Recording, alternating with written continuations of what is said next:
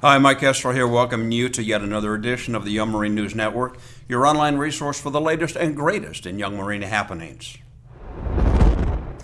To begin this segment, we want to thank all of those who made the Navajo Code Talker Day such an incredible event. Now, this annual undertaking has become the personal commitment of Brendan McNulty, former unit commander of the Mountain View Young Marines.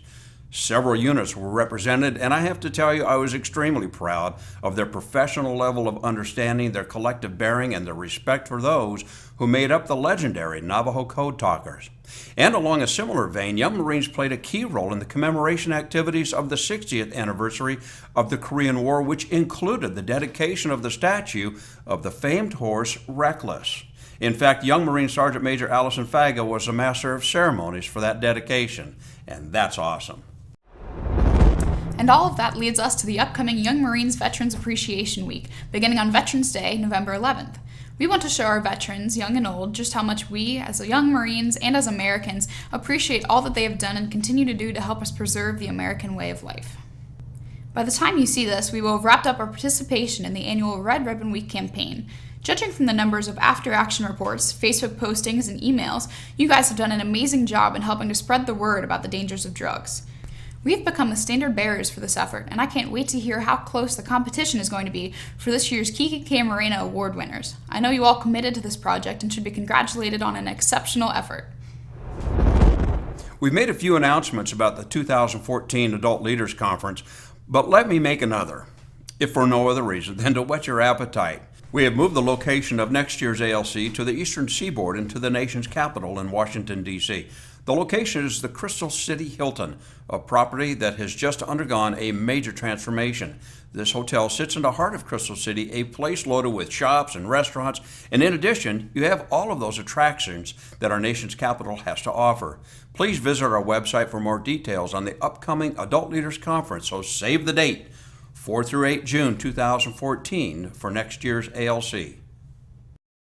Over Columbus Day weekend, we held the annual Young Marines Leadership Symposium. 16 of our top Young Marines converged on the Crystal City Hilton to bounce several ideas back and forth on how we can make our program even better. We then made a comprehensive presentation to the national staff for further consideration. I think you will like the direction we chose. We will continue to have dialogue and will make additional announcements once we have confirmation on the status of our many proposals. Following our discussions, we converged on Mr. Kessler's home for a pulled pork barbecue dinner and the famed chocolate fountain, and then we all left with a trick-or-treat bag of sweets. The Young Marines were represented at the annual American Legion Convention this year in Houston, Texas. Now, I'm not sure if it's because we were there or not, but the American Legion Child Welfare Foundation awarded the Young Marine a nice-sized grant for the purpose of helping with the cost of our drug demand reduction efforts. We would like to thank the American Legion Child Welfare Foundation for their generosity and Stephanie Giles for the hard work that she put in submitting us for the grant. And here's some news that some of you have been waiting to hear. We have finally formalized the Young Marines Alumni Association and the Young Marines National Foundation. Former National Young Marine of the Year, Edgar Huff, will be the president of the Alumni Association. He has already reached out to several, and the numbers continue to grow. This is really exciting news. In fact, he's already started the process of capturing some of the information. More to come on this very soon. And the foundation, headed by retired Marine Colonel Mike Zeller, is off and running.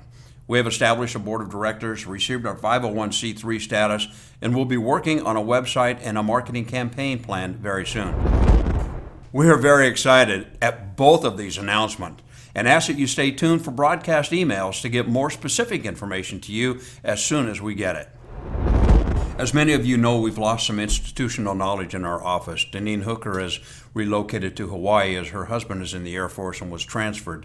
Susan Elliott, my assistant for 14 years, has relocated to Houston because her husband Tim was offered a great gig as a chef and he just couldn't pass it up.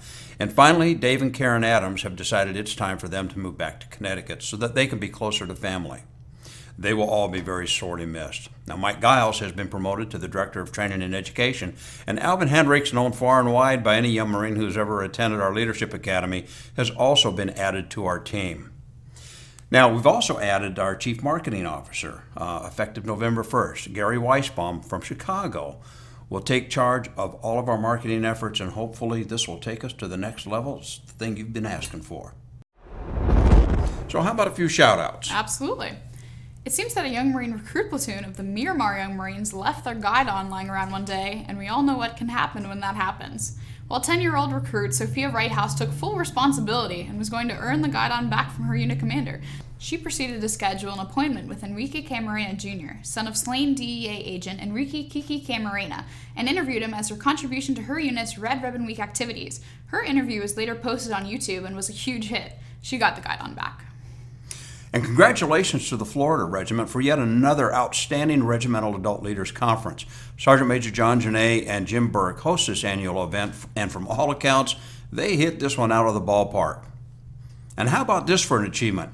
Although tens of thousands of runners participate each year in the Marine Corps Marathon, there was only one 12-year-old young Marine.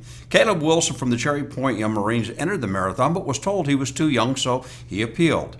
The organizers asked him for something to show that he can run the distance, and he showed them previous race results, though none of them were marathons. So they allowed him to run, making him the youngest participant to run the Marine Corps Marathon. But get this, the night before, at a special dinner for MARSOC participants, the MARSOC Foundation presented him the Spiritus Invictus Award, and I had the chance to meet his mom and dad before the race. And I can tell you, he is one committed young man. Congratulations on your major accomplishment in completing that race. Now this one isn't recent, but noteworthy of a mention here because this is an amazing accomplishment. Young Marine Corporal Tony Plummer of the Carroll County Young Marines is a truly gifted pianist. Just shy of his 11th birthday, Young Marine Corporal Plummer placed first in the senior division of the Barnes-France Memorial Piano Competition, and the senior level is for 15 through 18-year-olds, but because he finished first in the junior level the year before, he was not allowed to compete in that division again. And then at 12 years old, he finished second in the international competition at Carnegie Hall. What an accomplishment.